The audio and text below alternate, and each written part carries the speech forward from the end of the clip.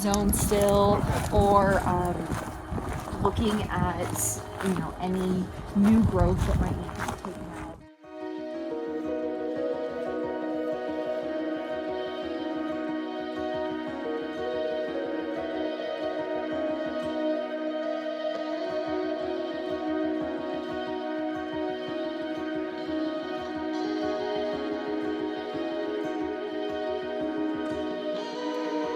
So this is your bragging rights for all of the hard work that you've done.